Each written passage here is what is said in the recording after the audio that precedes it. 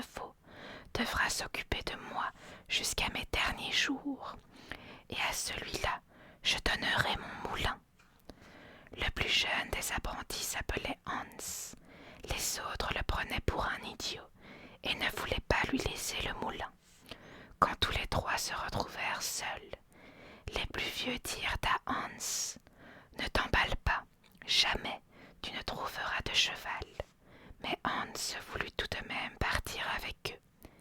À la nuit tombée, ils arrivèrent dans une grotte et s'y installèrent pour dormir. Les deux plus vieux partirent en cachette. Une fois Hans endormi, seulement la suite n'allait pas vraiment leur donner raison. Le soleil se leva. Hans se réveilla surpris de se retrouver seul. Il regarda partout et se dit: « Mais où suis-je » Il sortit de la grotte et alla dans la forêt. Maintenant seul dans la forêt, comment vais-je faire pour trouver un cheval ? C'est alors qu'il rencontra une petite chatte, toute bariolée, qui lui dit: « Hans, où vas-tu comme ça ? Hélas, je ne pense pas que tu puisses m'aider. Pourtant, je sais ce que tu cherches. Tu veux un beau cheval, alors viens avec moi. Sois mon serviteur pendant 7 ans, et je te donnerai un cheval. » Hans décida de la suivre. La chatte l'emmena dans son palais enchanté. Il y avait d'autres petits chats qui étaient à son service. Tous étaient gais et joyeux. Le soir, au moment du repas, 3 chats faisaient de la musique, de la contrebasse, du violon et du clavecin. À la fin du repas, la chatte voulut danser avec Hans, mais il lui répondit: « Non, je ne peux pas danser avec une chatte. » Alors la chatte ordonna qu'on aille le coucher. Ainsi, il fut emmené dans sa chambre déshabillé et couché. Le lendemain, les serviteurs vinrent le réveiller et l'aidèrent à se préparer. Hans se dit que c'était vraiment la belle vie ici. Seulement, il devait couper tous les jours du bois pour la chatte. Grâce à cela, il avait gagné une hache d'argent, une scie d'argent et une cognée de cuivre. Hans faisait très bien son travail. Il mangeait très bien, mais ne voyait jamais personne à part la chatte et ses serviteurs. Un jour, la chatte bariolée lui ordonna d'aller faucher le champ et de mettre le foin à sécher. Elle lui donna pour cela une faux d'argent et une pierre d'or à aiguiser. Hans partit. Quand il eut fini son travail, il rapporta au palais la faux, la pierre aiguisée et le foin. Il demanda à la chatte s'il n'avait pas le droit maintenant de recevoir sa récompense. La chatte lui dit qu'il devait accomplir un dernier travail pour elle. « Voici des matériaux d'argent, une égoïne, une équerre et tout ce qui peut être utile. Tout cela fait d'argent. Avec cela, tu dois maintenant me construire une petite maison. » Hans alla la construire, sa petite maison. Après avoir bien travaillé, il retourna voir la chatte et lui dit: « J'ai toujours fait le travail demandé, mais n'ai toujours pas reçu mon cheval. »« Peut-être veux-tu voir mon cheval ?»« Oh oui, » répondit Hans. Alors la chatte sortit de la maisonnette où se trouvaient 12 magnifiques chevaux, si polis et si blancs qu'on aurait pu se voir dedans. Hans sentit son cœur battre. La chatte lui offrit encore un repas et lui dit: « Maintenant, va chez toi, mais je ne te donnerai pas le cheval tout de suite. Dans 3 jours, je viendrai te l'apporter. » Alors la chatte lui montra le chemin du retour, et Hans se mit en route. Cela faisait 7 ans que Hans n'avait pas vu les 2 autres apprentis ainsi que le meunier.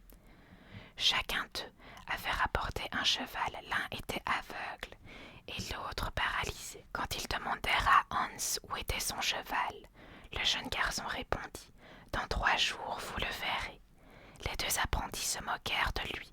Hans rentra dans la maison du meunier, mais celui-ci ne voulait pas qu'il s'assoie à la table, car il était trop déguenillé.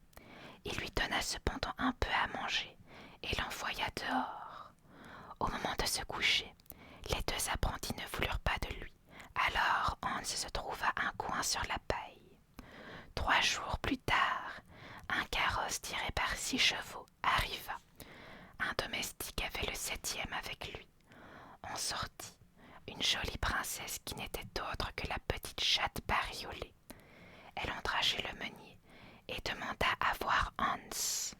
Le meunier, surpris, lui dit qu'elle ne pourrait que le trouver dehors, car il lui était interdit de rentrer vu son allure.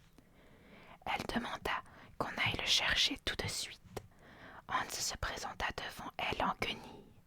Le domestique sortit de beaux habits. Hans se lava et s'habilla. Le voici devenu aussi beau qu'un prince. La princesse demanda à voir les chevaux des 2 autres apprentis. Elle fit alors apporter le 7e cheval, de sorte que le meunier s'écria « Je n'ai jamais vu un aussi beau cheval. »« Il est pour Hans, » ajouta la princesse. Le meunier proposa son moulin à Hans comme il l'avait promis. La princesse lui dit de le garder. Elle tendit la main vers Hans, son bien-aimé. Elle lui proposa de monter dans le carrosse. Ils allèrent vers la maisonnette que Hans avait construite, qui était devenue un magnifique château, entièrement couvert d'or, aussi bien à l'intérieur qu'à l'extérieur. Enfin, ils célébrèrent un grand mariage. Ils vécurent riches et heureux tout le restant de leur vie. Elles aimaient de tout leur cœur. Quand Blanche-Rose disait « Nous nous aimerons », Rose-Rouge répondait « Toute notre vie ». Et leur mère ajoutait « Ce que l'une aura, elle le partagera avec l'autre ». Ensemble, elles aimaient aller dans les bois cueillir des fraises. Les animaux sauvages venaient les retrouver pendant qu'elles flânaient ainsi. Elles ne se rendaient pas toujours compte que la nuit tombait. Alors elles se blottissaient l'une contre l'autre sur la mousse et s'endormaient jusqu'au matin. Un soir d'hiver, après avoir mis le verrou, elles s'assirent toutes les 3 près de la cheminée. La mère mit ses lunettes et commença un conte. Les 2 filles filaient en écoutant. Tout à coup, on frappa à la porte. « Va vite ouvrir, Rose Rouge, » dit la mère. « Quelqu'un a peut-être besoin de se réfugier. » Rose Rouge tira le verrou. Un gros ours brun passa la tête dans l'entrebâillement de la porte. Rose Rouge, affolée, se jeta derrière le fauteuil de sa mère et Blanche-Rose se cacha derrière le lit. L'ours leur dit qu'elle ne craignait rien mais qu'il avait surtout froid. « Viens, mon pauvre ours, » dit la mère. « Viens te coucher près du feu. Blanche-Rose et Rose Rouge, sortez de vos cachettes, petites peureuses. » Les 2 fillettes s'approchèrent.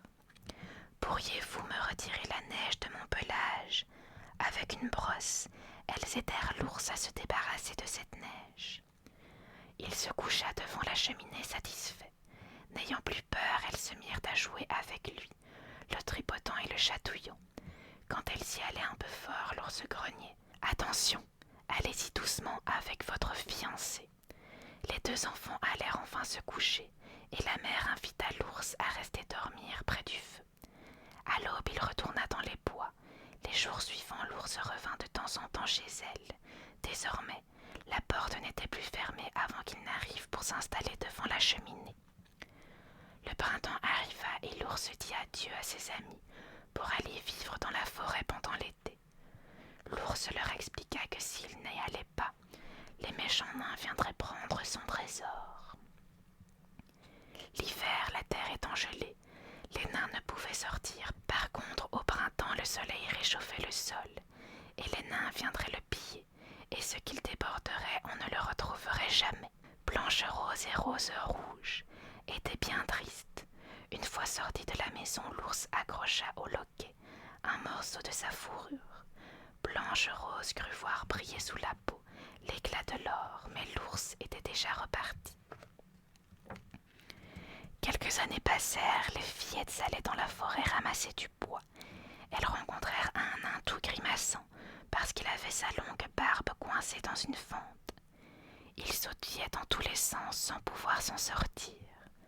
Quand il vit les 2 filles, il leur dit « Qu'avez-vous à me regarder comme ça? Vous pourriez m'aider. » « Mais que fais-tu » demanda Rose Rouge. « Curieuse fille, je suis venue couper du petit bois, et voilà que je suis coincée maintenant. Et vous riez, mauvaise Je vais chercher de l'aide, s'écria Rose Rouge. Enfin, n'êtes-vous pas assez grande pour me délivrer? Alors Blanche Rose fouilla dans ses poches et prit une paire de ciseaux. Elle coupa le bout de la barbe du nain. Celui-ci délivré marmonna dans la longue barbe qui lui restait encore. Qu'elles sont bêtes! Couper une si belle barbe! Et il partit, son sac sur le dos sans les remercier. Quelque temps plus tard, les deux fillettes allèrent pêcher des poissons.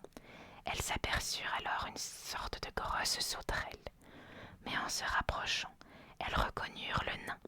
Aussi elles lui demandèrent « Veux-tu sauter dans le ruisseau ?»« Pétasse, je ne suis pas bête !» Le nain avait pris sa barbe dans la ligne et il risquait d'être entraîné. Il essayait de rester accroché, mais c'était bien difficile. Barbe et fil étaient si emmêlés qu'elles prirent de nouveau les ciseaux et la belle barbe blanche diminua un peu plus. « Toujours aussi sotte à ce que je vois, s'écria-t-il. Le nain reprit sa route ramassant son sac de perles fines et disparut. Les jours passèrent, la mère des deux fillettes eut besoin de fils, d'aiguilles, de dentelles et de rubans. Elle envoya ses roses rouges et blanches roses à la ville, chez la mercière. Elle devait passer par une clairière parsemée de rochers, comme elle l'atteignait. Les fillettes virent dans le ciel un grand oiseau qui tournoyait lentement. Soudain, il s'abattit sur le sol. Elles entendirent un cri de douleur. C'était encore le nain, qu'un aigle avait saisi dans ses serres courageusement. Les deux enfants se saisirent d'un bâton. Elles se battirent jusqu'à vaincre l'animal. Tout juste remis de sa peur, le nain glapit. « Vous avez déchiré mon bel habit. Vous êtes toujours aussi sotte et maladroite. » Chargeant alors sur son dos un sac de pierres précieuses qui se trouvait derrière un gros rocher, il se faufila dans une crevasse ouverte dans le sol. Les fillettes, habituées à cette ingratitude, continuèrent leur chemin. Le soir, en revenant, elles prirent le même sentier qu'au matin. Elles surprirent le nain en contemplation devant les pierres précieuses qu'il avait vidées de son sac. Émerveillées, elles s'arrêtèrent. « Encore vous, mais vous n'avez rien d'autre à faire, jeta le nain. Tout rouge, partez d'ici. » Et tandis qu'il criait, un grand ours brun sortit des buissons. Le nain, fou de terreur, fit un saut en arrière en hurlant. « Monsieur l'ours, laissez-moi vivre. Je vous laisse toutes ces pierres précieuses. Je suis tout petit. Regardez plutôt ces deux fillettes grasses comme elles sont. » D'un coup de patte, l'ours tua le méchant nain. Les deux sœurs, effrayées, voulurent s'enfuir, mais l'ours leur dit « Blanche Rose, Rose Rouge, c'est moi. » Les fillettes reconnurent cette voix. En se retournant, elles vinrent la peau de l'ours tomber lentement, et un bel homme tout vêtu d'or apparaître. « Je suis fils du roi, expliqua-t-il. Ce méchant nain m'avait jeté un sort en volant mes trésors. J'étais condamné à rester un ours sauvage jusqu'à ce qu'il meure. Il a eu ce qu'il méritait. » Blanche Rose épousa le prince et Rose Rouge le frère du prince. Ils vécurent heureux grâce au trésor ramassé par le nain. Leur maman, devenue vieille, habitait aussi avec eux, entourée de ses petits-enfants. Les deux rosiers qui avaient vu grandir les fillettes furent emmenés dans le nouveau palais et donnèrent toujours des roses plus belles d'année en année. Le pêcheur et sa femme. Il était une fois un pêcheur et sa femme qui vivaient dans une déplorable hutte au bord de la mer. Le pêcheur se nommait Pierre. Il allait tous les jours mettre son hameçon et passait beaucoup de temps avant de pouvoir rapporter du poisson. Un jour qu'il était sur la plage, il vit son hameçon disparaître tout au fond. Il tira alors assez fort pour récupérer sa ligne. Au bout se présenta un beau cabillaud. « Je t'en prie, lui dit l'animal, laisse-moi en vie.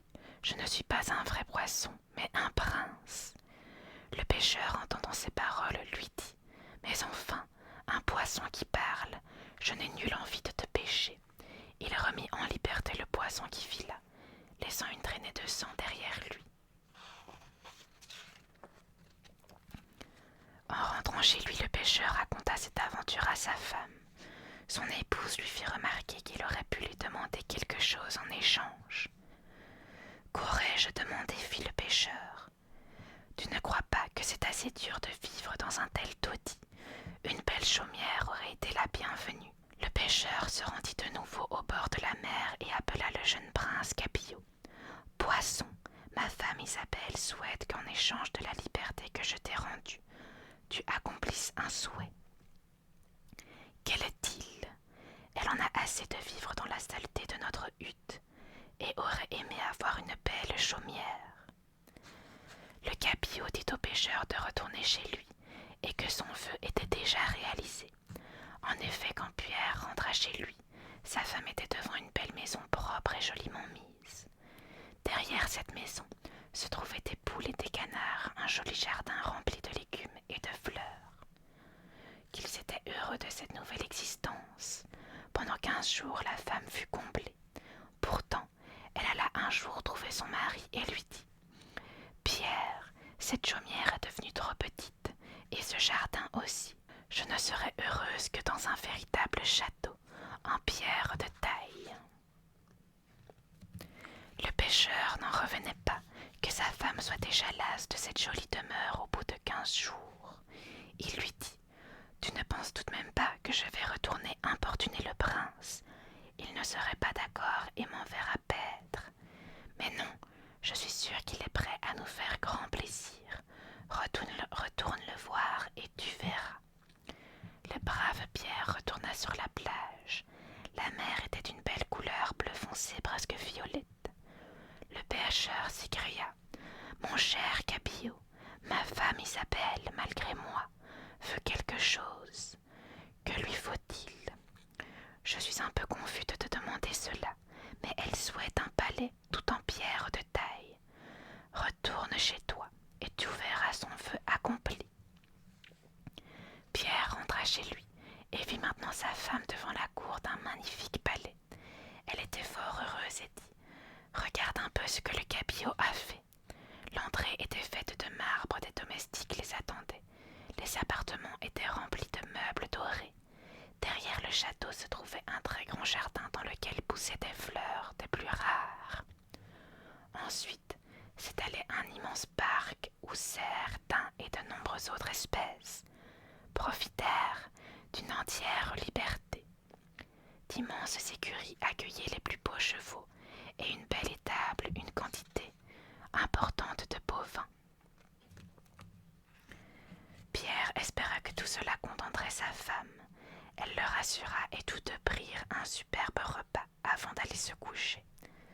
Le lendemain matin, la femme réveilla brusquement son mari et lui déclara « Nous avons un bien joli palais, certes, mais il nous faut devenir seigneurs de tout le pays maintenant. » « Comment veux-tu que nous soyons seigneurs? Je ne veux pas être roi, moi. Eh bien moi, je veux être reine. Alors tu vas vite aller voir le Capillot pour lui demander. » Le pêcheur haussa les épaules, trouva cette attitude de plus en plus ridicule, mais alla tout de même sur la plage. La mer était cette fois grise, sombre et quelque peu agitée. Pierre appela le poisson. « Capillot, je suis un peu confus de te demander cela, mais Isabelle souhaite malgré moi être reine. »« Rentre chez toi, c'est déjà fait, lui répondit-il. En rentrant chez lui, il trouva sa femme parée d'une belle couronne assise sur un trône. Elle était entourée par des demoiselles d'honneur, plus belles les unes que les autres.